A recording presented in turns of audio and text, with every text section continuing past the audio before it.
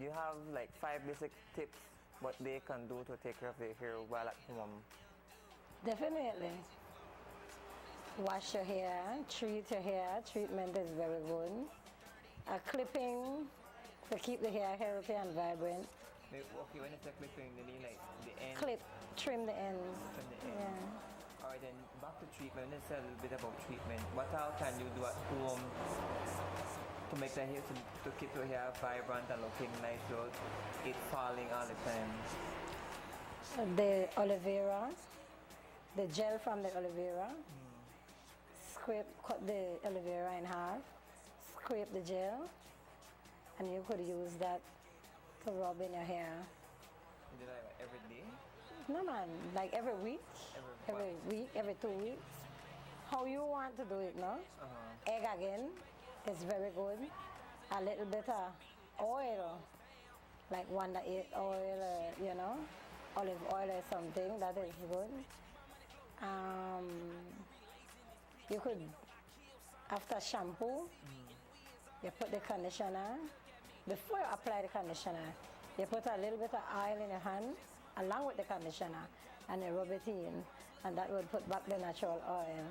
You could use the, what is it, the next, not singan, but you have aloe vera and then you have the scaginil.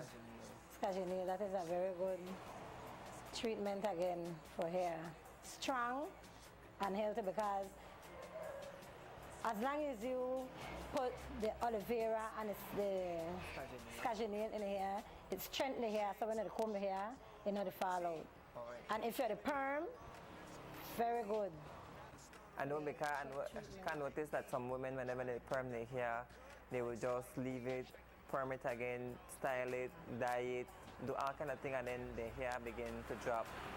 So treatment is very, and you can do the same thing that you mentioned using the aloe vera, the olive oil, the egg, the conditioner, and one more. What is that?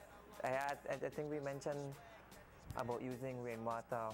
Well, rainwater is very good, but you know that not all our water I catch the rainwater, so warm water again, it's very good because it takes out all the oil and whatever you have in your hair that weighs down your hair. Okay. It prepares the hair after a wash to get blow dry, you know, flat iron, and you know, so it prepare the hair, make it clean.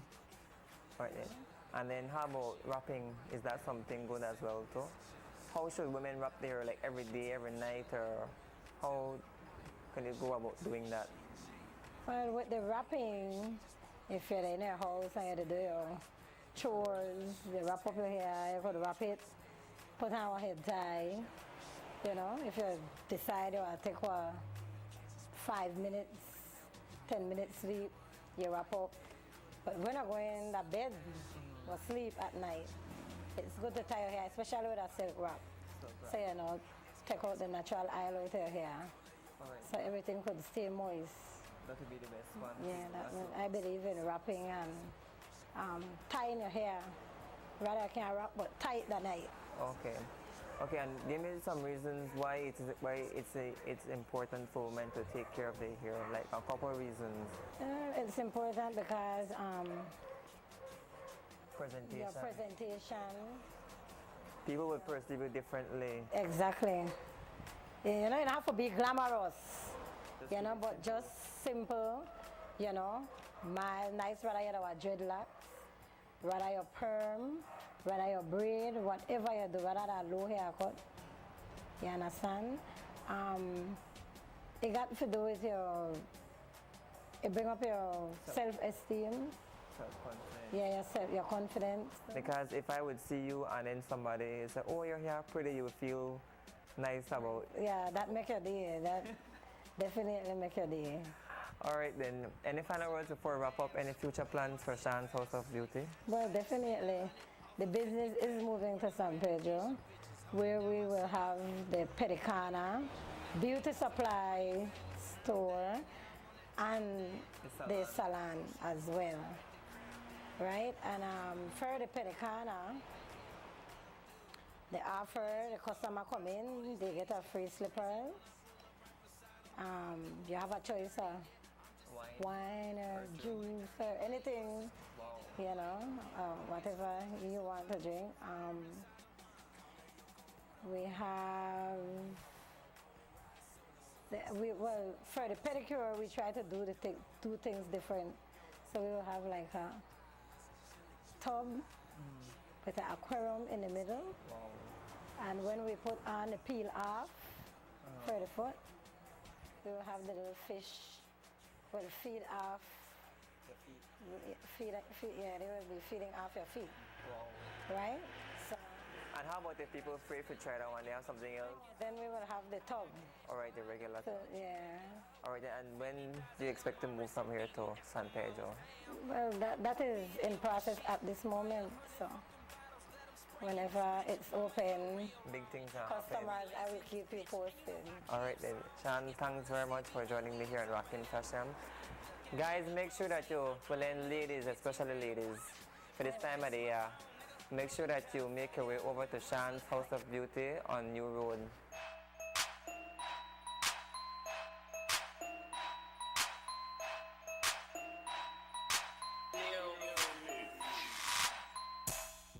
Welcome back to Big Chatz. That was Rockin' Fashion with Nerland Flowers. Roderick, we're going straight to you. Tell us about who won the prize. Yes, we done got a winner, right? The winner, Rashida. I hope I pronounced the name correct, you know. Rashida Santos. Yeah. If we get your name wrong, please text it over and confirm that your name Rashida Santos. Yes, yeah, Rashida Santos. You win yourself the smart package, right? So you got some t-shirt and T-shirt, pen, pencil, Yeah. some books.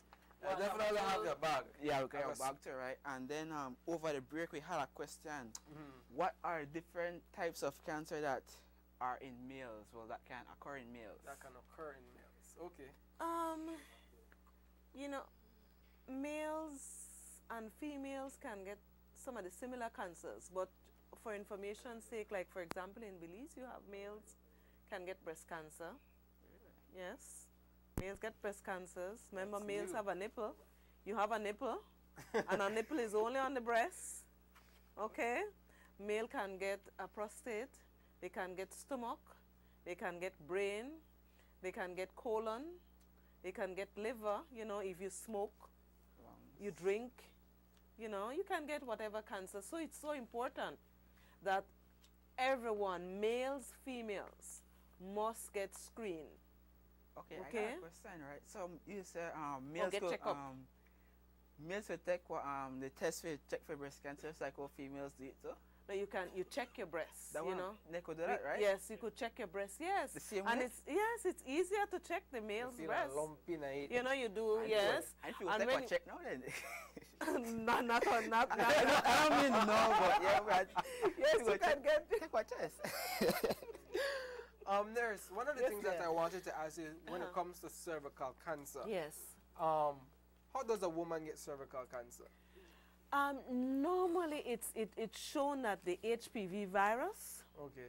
is the 90% of the cancers That's the are human linked papilloma to the virus. HPV virus, which is the human papilloma virus. And that virus is normally transmitted through sexual contact, all right? It's a sexually transmitted disease, the HPV virus. How does that differ from HIV?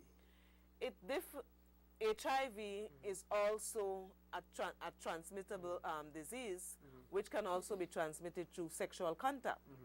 Now, with the HPV virus, sexually, and you can find, because it's sexually transmitted, you will find it in the vulva, you can find it in the cervix, in the anus, you can find it in the oral cavity, in the mouth. In the mouth, so you got Yes. HPV in the mouth.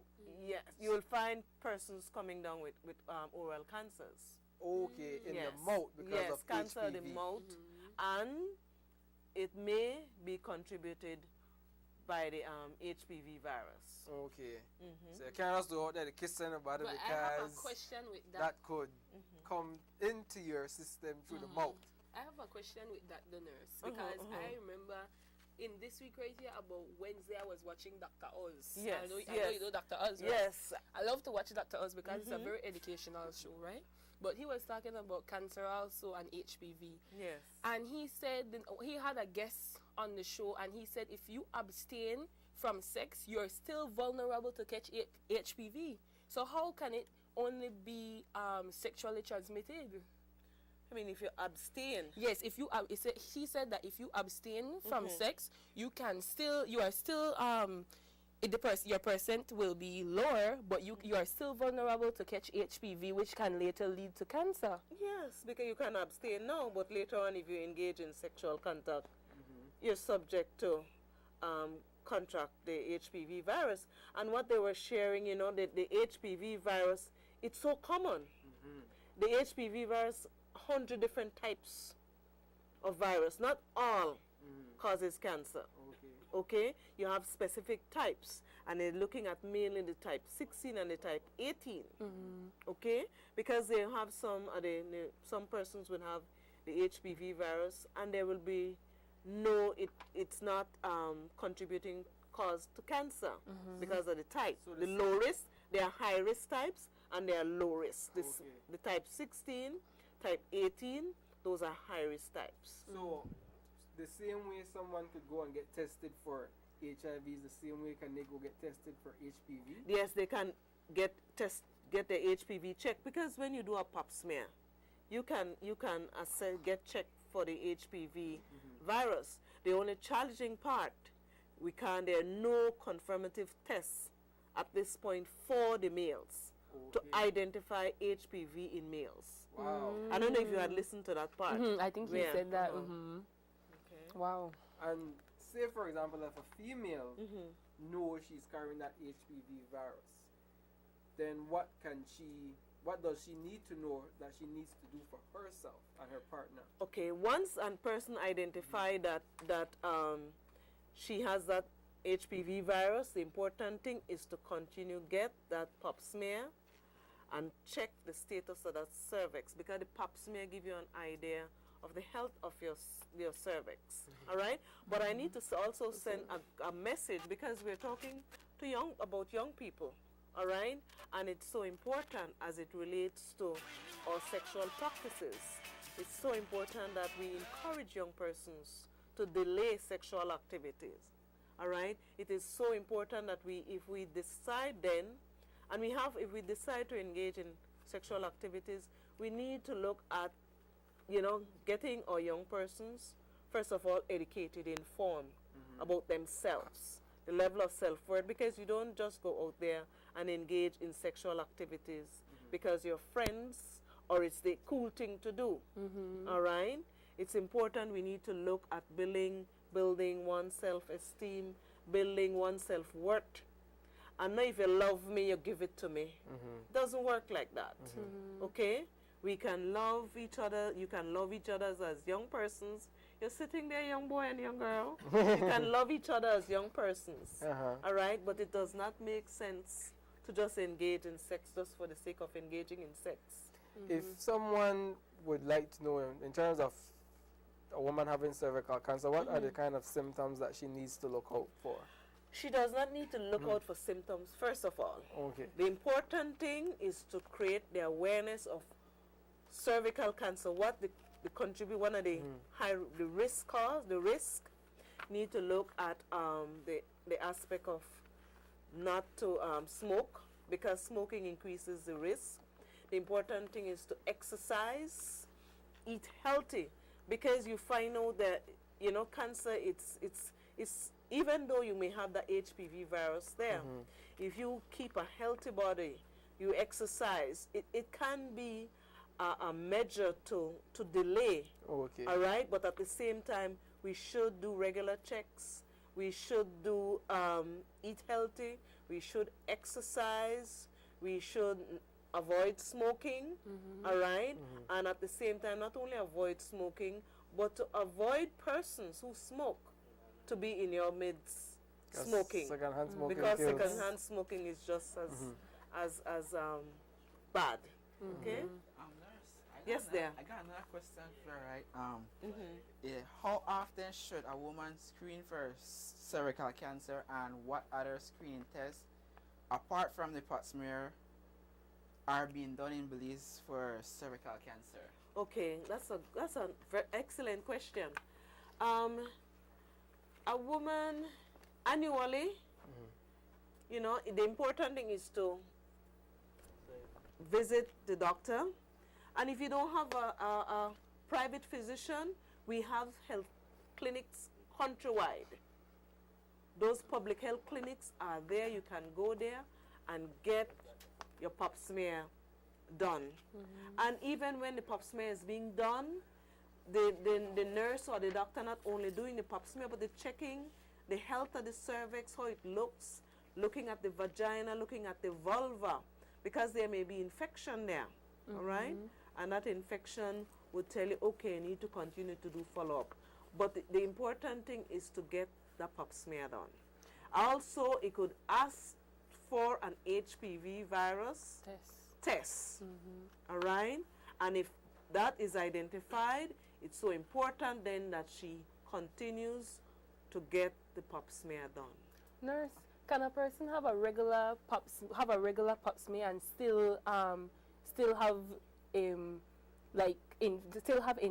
infection, like still have cervical cancer? Can you have a regular pap smear but still later on find out that you have cervical cancer? Later on, how you mean later on? Because you find out cancer does not occur overnight. It's slow, it's sneaky. So you find out it may be there lingering for 5 to 8 years. So if you go regular for a pap smear and suddenly you found out that you have cervical cancer, I'm asking, like, if the test if you take the test regularly, if you can still find out later on that you have cervical cancer, if the pap smear detects everything then? You know, like everything else, there are some tests